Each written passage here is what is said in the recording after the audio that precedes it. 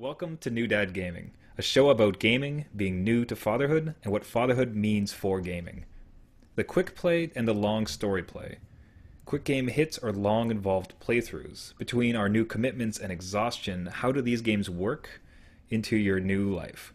So, the thought of playing these massive, sprawling games, 100 plus hours, and how on earth you'd probably get into them, or can you be satiated with these tiny little hits like apps and other things on your phones and such? Just off the top, we should probably introduce ourselves. My name is Trevor. I have a 3-month-old. My name is Gavin. I have a just 1 month old. Yeah. My name's Jeff. I have a 5-year-old and a 2.5-year-old. Perfect. Smooth like butter for the start. Crispy butter. So starting, so the prospect of starting a massive, huge game amongst all these responsibilities that we have, like the thought of having a kid especially now that I have a 3-month-old and trying to put in 100 hours into the new Final Fantasy that's going to come out, I just can't possibly think of it. And I haven't currently within the 3 months. I have not been able to put anything into a game substantial whatsoever. I've played a little bit of this game called The Crew, which is a this weird driving MMO from Activision. Really, no MMO parts of it I really played. It's really just these fun little bits that I'm able to do. So for me, it was kind of a crossover. I could try to pour in a bunch more hours. I'm not going to. Gavin, have you been able to play anything substantial with your 1-month-old? I wouldn't really say substantial. I'm able to get like about an hour or so in every so often. Usually, I'll sneak some gaming time in when her and my wife are down for a nap, and I'm too loaded with caffeine to join them. That's usually when I'm like, okay, here's a great opportunity. There's no dishes that need to get done or no secondary chores around the house that need to get handled. It's just me wide awake with a belly full of coffee and a quiet living room, and that's usually when I'll find myself able to get about an hour or so in. Definitely no marathon sessions like when I was a teenager, but able to get some time. Yeah, but are you finding like that? How is that working for you as far as just doing it an hour at the time? Are you walking away from that play session satisfied? Is it enough? Is it daunting, the thought of how much more you're going to have to play to get the full story of the game? Yeah. Well, I'm going to point out that officially Trevor won the bet. For anybody who'd like to participate, every week we'll be running a poll on the New Dad Gaming website to see which father will be interrupted first by their young kids. Gavin has officially lost the first week. Yay. Wonderful. Yeah. Way to go, Gav. Oh, wow, that's good too. Yeah, I'll be right back, guys. That sounds great. So actually, That's a perfect point, though. Like, those are the responsibilities that have to happen, right? So to play a long 80-hour game, 40 to 80-hour game, you're going to have issues. The best part is he didn't mute his mic before he left. That is even better. It's a... Okay. That's amazing. See, it'd just be great if there's a game on his desk that's like still playing in the background as he's going. It's all about having to press pause and going to assist your kids, right? Because right now he's off trying to calm down his child, and the game's still going if it doesn't have a pause. Yeah, let me switch that over to you then, Jeff, because now you have older kids. I assume they're kind of like sleeping through the night. Was there a time when did you try to play longer games when they were younger, or did you just give it up until they were 4 or 5, 3? Well, I tried to. That's a good point. The long game. Hey, welcome back, Gavin. Hey. But talking about the long game when they were younger, so when they were under 2 and not well, they were sleeping through the night, but there would be little interruptions. I found certain games that had more mission-based story play, like Grand Theft Auto 5 was a good one because you could play a mission, set it down, complete it, and the story was kind of an overarching story, so you still kind of got the gist of, you're playing this thief or gangster that's going to eventually have an end game, right? So doing one or two missions and then setting it down and going back, you still had that sense of accomplishment. I've tried other games that, like Dragon Age, was horrible for that because there's so much dialogue and story and like little other books you can pick up and read all the background on each character. You can't take that all in and walk away and then get back into it. Yeah, it's like It's too narrative much. overload. Yeah, it just that one didn't work for me. I tried to pump 30 to 40 hours into it, and I still don't know what I'm doing. And um, a game with too many side quests, it doesn't work in this kind of life that we have now, where you only have an hour or two to kind of set aside and do something. Although sometimes side quests are the nice little nibbles that you can get. If you find yourself in a situation where your attention is tentative, um, you can usually, in lieu of doing a longer, let's say 1 hour mission or something like that, you can do like a few side quests, and they kind of partition up your play session, so that way it's almost like a checkpoint system where it's like you do a side quest, check to make sure that everything's still good with the family, and then if you still have, if people are still napping or whatnot, if all's quiet on the Western Front, then you do another side quest. And sometimes they can work, but unfortunately they don't have the narrative payoff as, let's say, a full mission structure would. I'm kind of having this vision of Gavin like with controller in his hand, like sneaking over to the bedroom, like you gotta go Everybody's just still like sleeping. excellent. It's like when you're a kid and you're like reading comic books underneath sheets with a flashlight. Like you should be asleep, you're supposed to be asleep, but you don't want to go to bed yet. So Yeah, I think that's what. So what's interesting about like I mentioned, the crew is that kind of played into that nicely because technically there's a story, but it's really just a way to string together a series of races. It's not something you're going to get very invested in, and mostly it's just to get you into the world and eventually be doing the MMO stuff. But it's more towards go to this place, do this race, and you get this part. Now your car's better. Go to this place, different type of race, your car is better, and it's really up to you for your own pacing and not very involved in that sense. So yeah, it's pretty good to get in, hit it, and come out with enough depth where it's like this full-fledged world and big game with a bunch of people in it that it's not too shallow. So that was pretty great. And then I can add on to Jeff's point where I was trying to play through Assassin's Creed 2, and it worked great in the sense that here's like the missions that I'm supposed to do, and I can just pause it and leave at any time. Problem being is that I came back to it after 2 weeks of dad duties, and it's like, what's happening right now? Like, where am I supposed to yeah, go? Like, what is all of this? Why is there a pile of bodies? that Did I do series can that? be very daunting.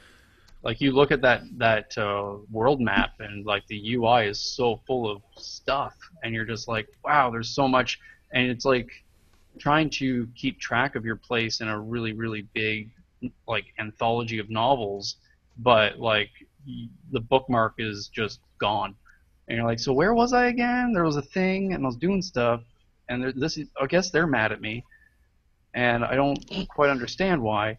So yeah, it's really tough to get back to a game like that, and especially like I find myself, I'm even before having a child, I was one of those gamers that was easily distracted. So like I would play a game for a while and then pick up something new and shiny, and then leave that one, and then I have trouble getting back into it because it's been months since I picked it up, or even just a few weeks, and then it's like, oh, where was I again? It's like, Dishonored's great, but it's been like so long and I don't know why I Hmm. stopped playing it because I absolutely loved it. I got distracted by something, and then now I have to either start from the beginning, which I don't have time for, or try to piece together this foggy memory of a narrative. Yeah, it's kind of like it's It's a disheartening. Go ahead, Jeff. Well, it's a big commitment, right? Like, so you're having a kid, right? That's a commitment in itself, like a lifetime commitment. And Yeah. you try to commit to an 80-hour game, you really have to invest yourself. And that if you get a couple hours, an hour a week, 2 hours a week in the beginning of it with a newborn, that's going to take you a year to finish that game. Like it's a long commitment, and other games have come out, more exciting stuff. Tech is always evolving, and you're kind of stuck with, this one game that you're trying to get to the end to. It's kind of, it puts you off a bit, right? And Yeah. I found that in the beginning, definitely it was too much of a commitment to overcome. Okay, but now, Yeah. and just to circle around on that, though, Jeff. So, like now, and we kind of covered it a bit already, but I mean, so in your new world where you have these two older boys and they're able to, take care of themselves a bit, they're a bit more calm, sleeping through the night. Like, have you found yourself willing to get into it, or is there still a lot of trepidation around a longer game?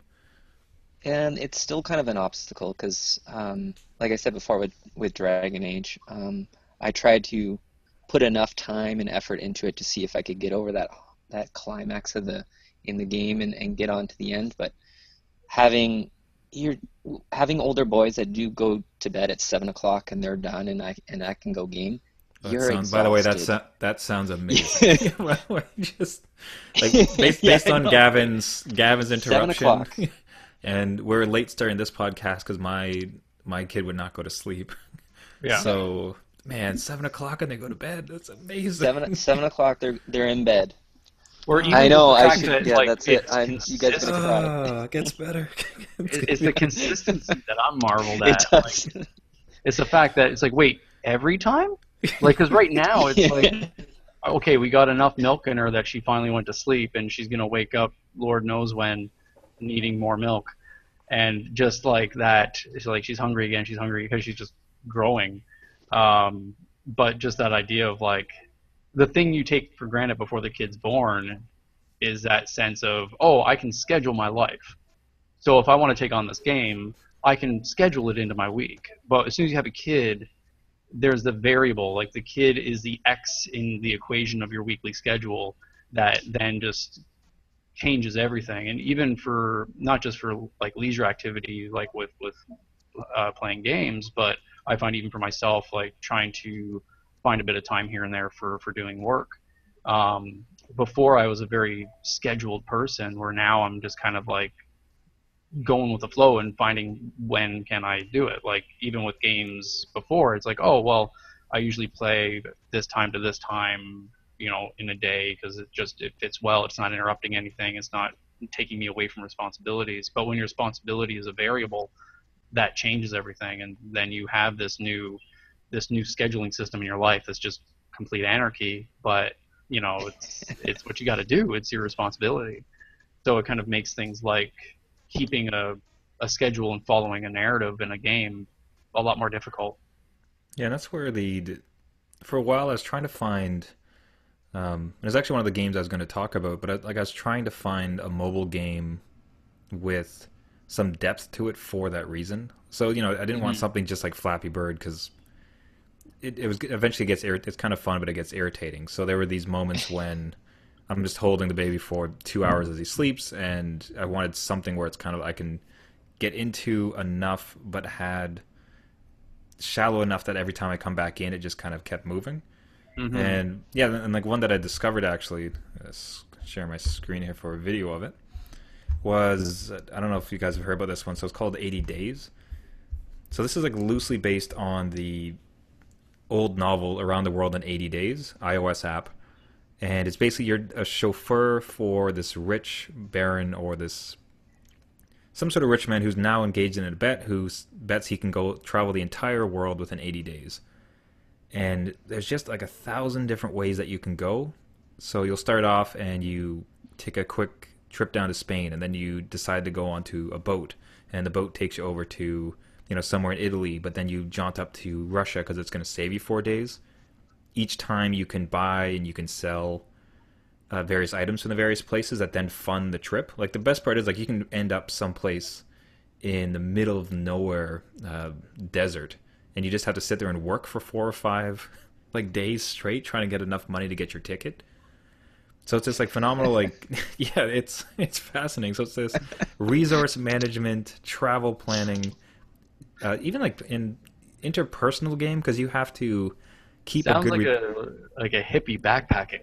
Yeah, it's a little bit, Hey except it's like man, whatever, I'll work for it. Just like, can I whatever. ride in the back of your chicken truck?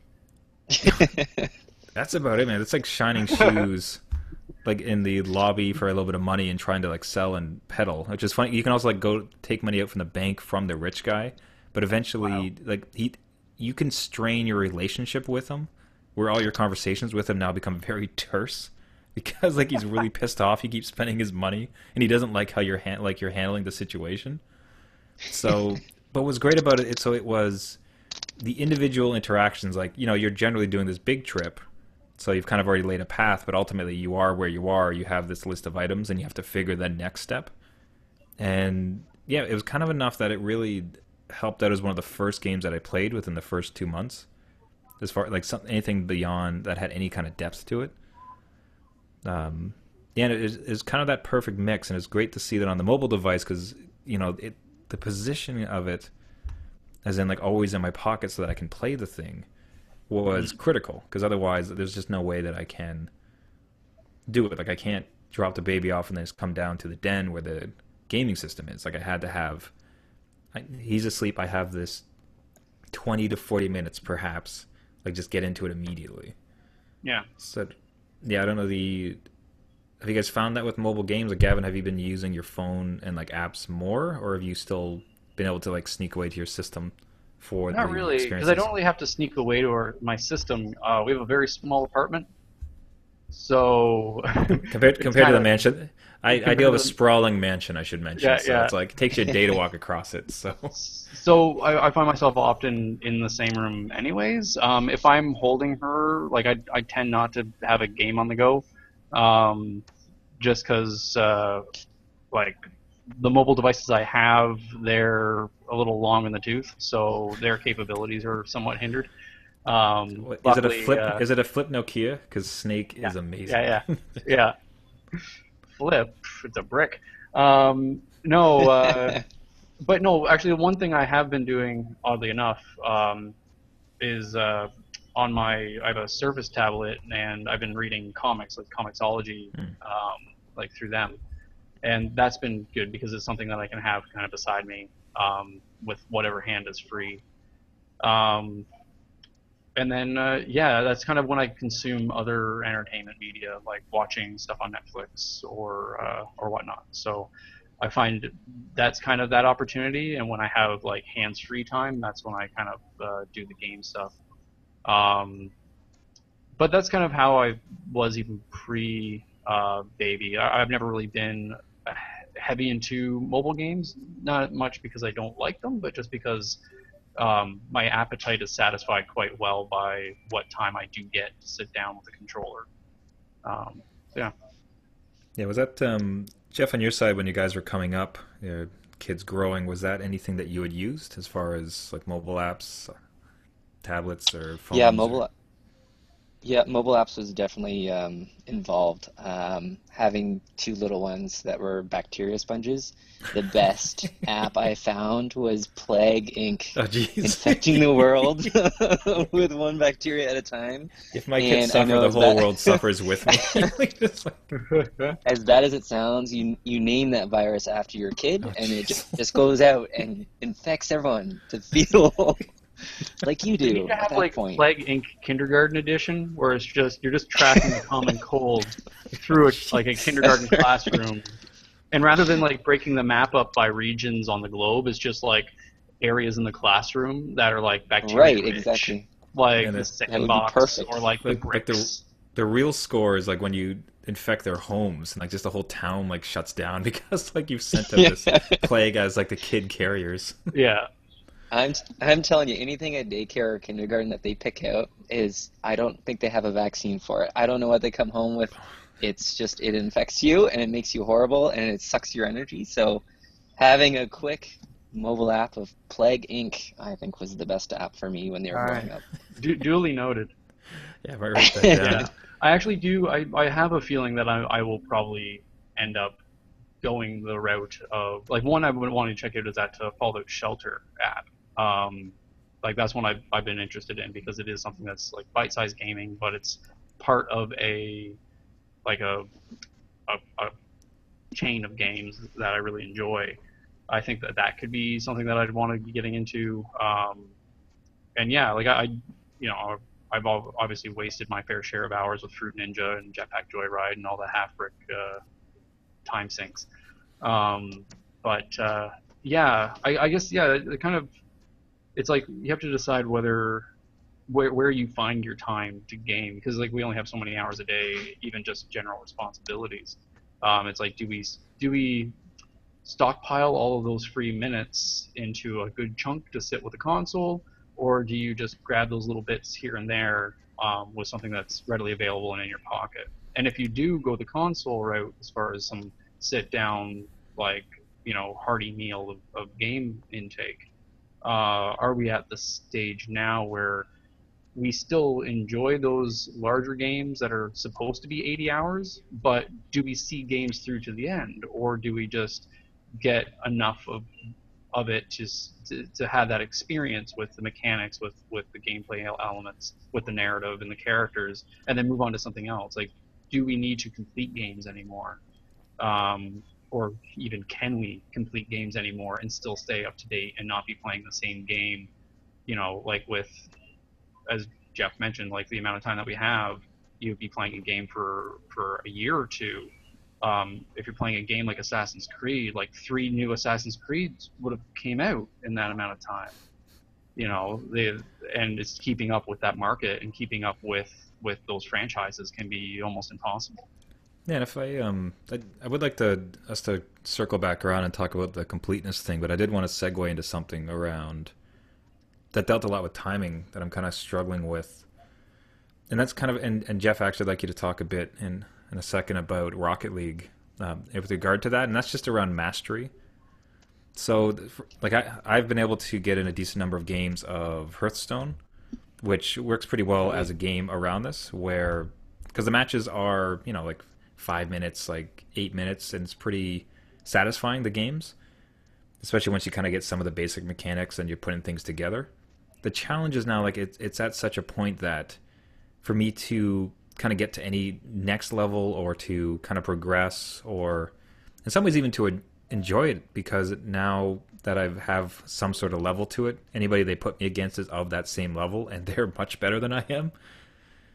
So it's like, so in order to kind of enjoy this further, I would need to devote time to training, ultimately, like expertise. Like I would need to learn how to become better at this game. And amongst my gaming time, it's what do you do with that? Like what kind? You have that super finite amount of time to play games. You're going to be spending waking hours trying to become a master at some sort of game, as opposed to something that's kind of fun, a bit more story driven, and you're able to get in, play a couple rounds, have your fun, and get out. And Jeff, I don't know if you've I know Rocket League, it's not exactly... well, I guess I've heard that they're starting to talk about doing that for gaming league with Rocket League, like having like actual championships. Yeah, I don't know if you found that at all, like with... Yeah. So I don't know, like, Jeff, if you found like some limitation around your skills with it and like you feel limited as far as how much you can participate. Well, yeah, there definitely is like a level at which, you walk into a game and you have people that are with Rocket League. It's just for those that don't know, it's just cars with a soccer ball and you're trying to score on each other's net. So if you walk into this game and you have someone that's practiced for quite some time with it, they'll be flying off the walls, using their boost to destroy you, scoring goals left, right, and center. So there is a barrier for that part of it, but there are different kinds of matches that you can play. So you could do a 4-on-4 and just hope to God that one of those players that is masterful is on your team.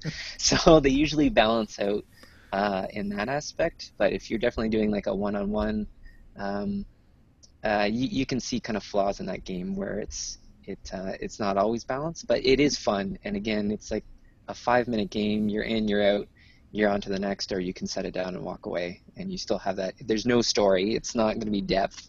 It's just you have a little bit of fun. You laugh at what you're doing. You're again scoring in somebody else's net with your car and a soccer ball. So, and then you can earn little things after each match, even if you lose, just to decorate your car. So there's some sense of progression, I guess. Like I have a top hat on my car, so it's pretty cool.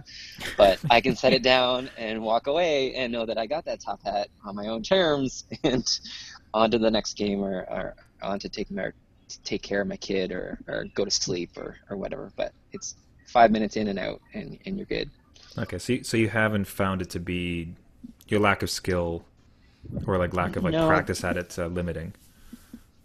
there's definitely, like, you could get better at it, which is, I guess, the depth of it. So it could be as simple as you running around trying to knock the ball, but it is pretty balanced, and you can sort, like filter out what games you want to do and who you want to go against. But Is it again, if you always choose a team four on based or is it four, one on one?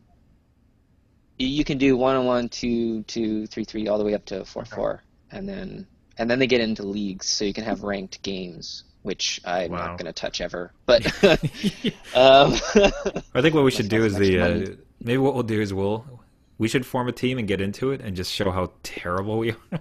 Just Oh, like there you go. Yeah. just watch what happens with like new fathers try to like competitively play.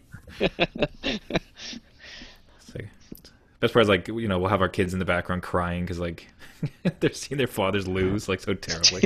Like, Just one car's Daddy, in the corner, not doing anything because that person left to Yeah. you take care suck, of their kid. Dad. Okay, Like, so So that's yeah, it's a eventually good they have to game. go It's do a good game diapers. for that. okay. So that's like that's Yeah. reassuring because it's one that I wanted to play, but I almost thought that because commonly I just find Hearthstone to be kind of daunting in that sense. So I didn't know if I wanted to have another game that I'm terrible at compared to everybody else. The Gavin, unless you have something to add to the mastery part, did you have any games you've been playing lately you want to call to mention? Um, Not really. Like I haven't really been doing much in regards to multiplayer games lately. But in the past I have found that as being like I've had times where I haven't been able to master a particular game well enough just due to like my own work responsibilities. Because like when you work from home, sometimes it's like a child in itself. Um, Not near, That's well, close to as much tears, not quite as much, but the crying levels are negligible.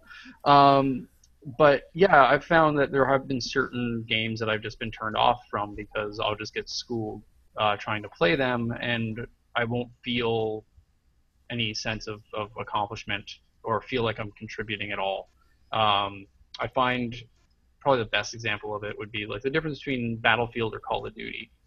Like a game like Call of Duty, I found the way that it's structured is it really rewards the players who practice and stick with it all the time.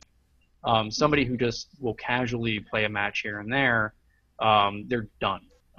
So like with Call of Duty, I would find I would go and try to do a match. I'd get paired up with a lot of really talented players, but like if I'm indoors, I'm getting shot in the face. If I decide to run outside to give myself a little bit more distance between the other players, I'm getting like just turned into juice by a helicopter. So there was nowhere I could go where I would feel like I would have any form of fighting chance. In comparison, a game like Battlefield, I find with the size of the maps and the design of the game and the idea of teamwork, like with the medic reviving people or the engineer repairing vehicles, even if like you are like the Gomer Pyle of the team, you still feel like you're doing something.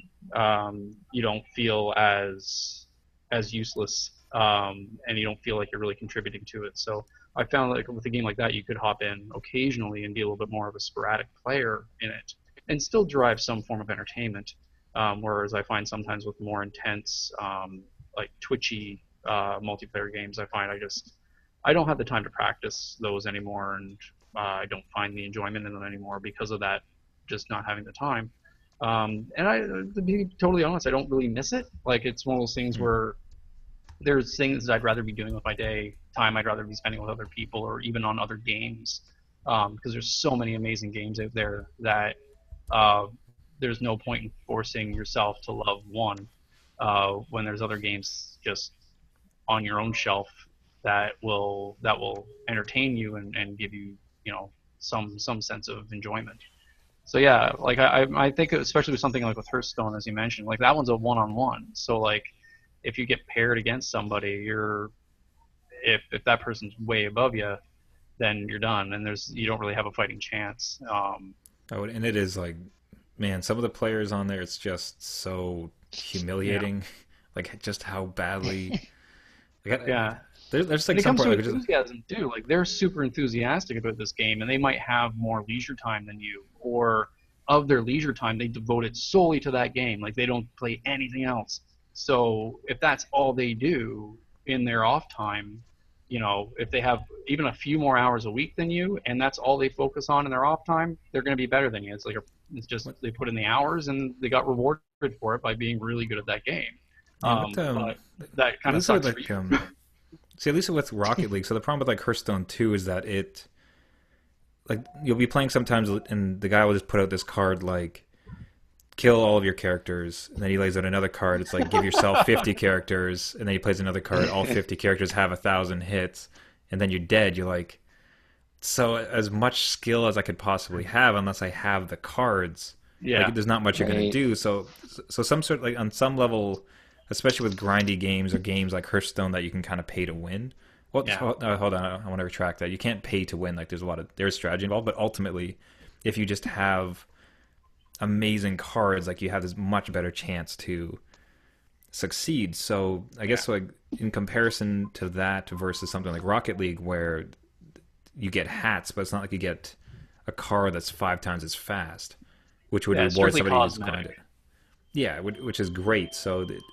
Yeah, so especially for with our times and responsibilities, something where you got to grind to get the things that are going to allow you to be able to compete. Not to mention then the study hours you would need to put in to possibly learn how to win. Yeah, just some things really start to follow the field of possibilities. Yeah. But man, yeah, I have bought Rocket League. I have not played it once yet, so Oh, you have to. You'll see my top hat. can see. Yeah, I'm terribly enthused about your But top hat now. you make a good point though. Like with the Hearthstone, and you can earn a better tool set, right? If you Mhm. put your hours in and you get more cards. Yeah. With Rocket League, they did release DLC that was paid, but it doesn't give you anything special. So there's different cars, but they're all the same. Like Yeah. nothing's faster, bigger, bulkier, whatever. Hmm. Yeah. And that's a way to It's play it all because then just it's visual.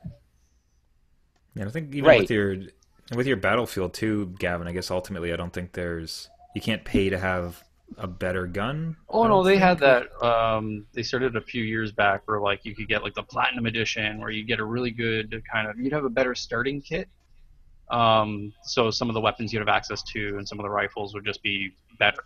And they're rifles that you would usually have to grind for a while to unlock. But because you bought the special platinum edition, you get those things automatically right out of the box. Um, so like that would sometimes get in the way.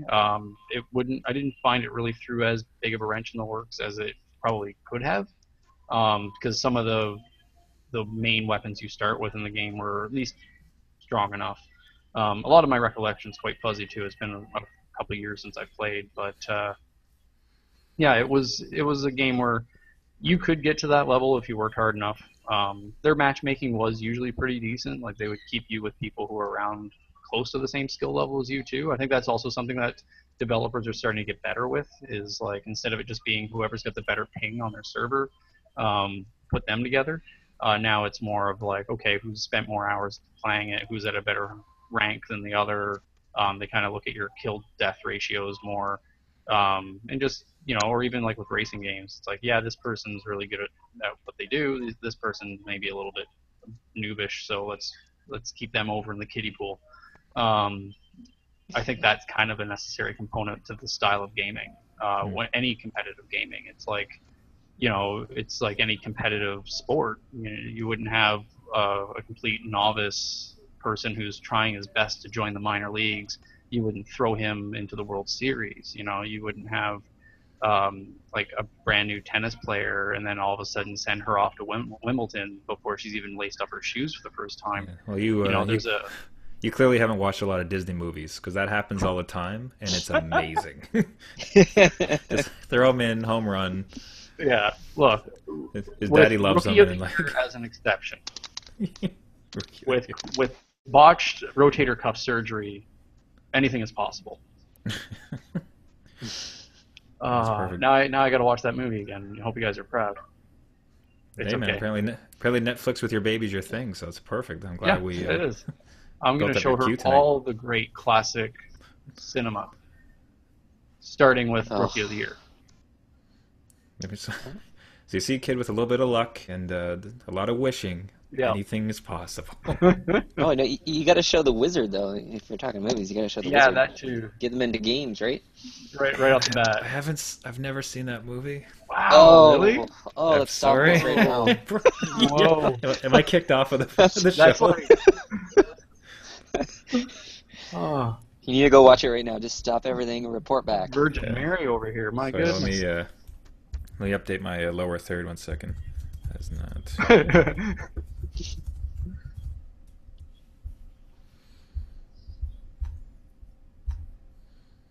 Yeah. No, we gotta get you on that. That will be the new thing. We'll keep a running tally of all the movies Trevor hasn't seen, but most certainly. That's going. There we go. So updated the lower third. There you go. Perfect. You know what? That's good. That was- That's your penance for not having seen it, for missing for that the- portion of childhood. It's like, okay, it's like writing it on the chalkboard. For those listening at home, I've changed the title below my face to say "has not watched The Wizard," as I will wear that around my neck like a badge of shame. I'll send you a power glove. You need to watch it. Jeez. Yeah, gentlemen. Unless there's something kind of pressing or top of mind, I might suggest that we wrap it here for this episode. No, I think that's about it. Like, I think there's been some. I think the main topic being, can we still play big games? The Yeah, answer actually, would be, I guess. Closing thoughts, Gavin. Yeah, closing thoughts, Gavin.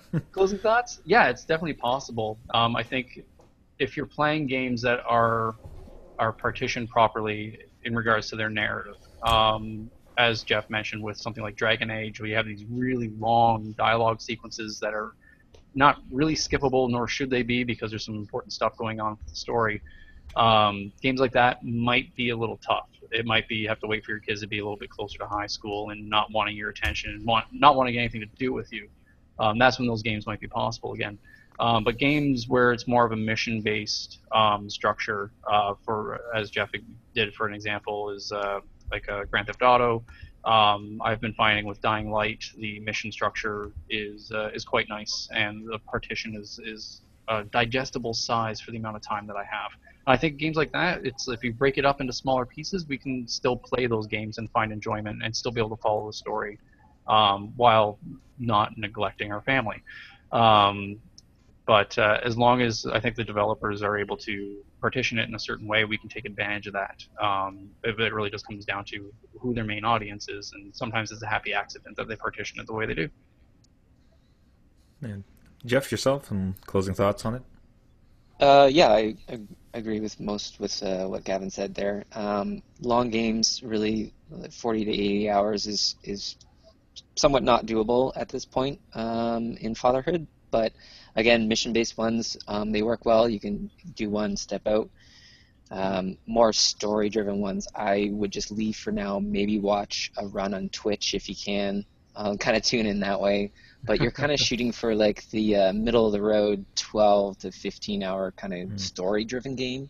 If it's not story-driven, more like Rocket League. So you can get in, get your quick fix, get a match in, get out. Yeah. That would be my experience, at least, right? Yeah, and I think there's some diamonds in the rough too. Like I don't want to keep mentioning the crew. I'm kind of embarrassed to mention it too, because as far as it was not well received. Get good reviews. It was not very well received. But as far as hasn't watched The Wizard and plays the crew. It plays the crew. Should I re-update it? Wow. So, but ultimately, We're watching Trevor's gaming cred just crumble in front of us. Just like first episode, I really just ruined. On the next episode of Noob Gamer, Dad. But anyways, I was looking for a driving fix, and it just kind of worked for me. And I think that's probably one of the things to mention, as far as just it's going to be a lot of trial and error. And I think the Twitch avenue is really interesting, Jeff, because if you think you might like it, if you're able to kind of get into it, watch a couple of videos of it, see if there's like a free weekend, because some of them, you're going to be able to get your quick hits. You're going to be able to feel like this is meaningful enough. I'm enjoying this participation. On other ones, you're just going to have to drop on the floor. And I think the three of us have mentioned cases of both. And, again, with the crew, for myself, it was just something that it had just enough of what I was looking for with the driving game and missions. And I was able to get in, do it, leave, feel satisfied.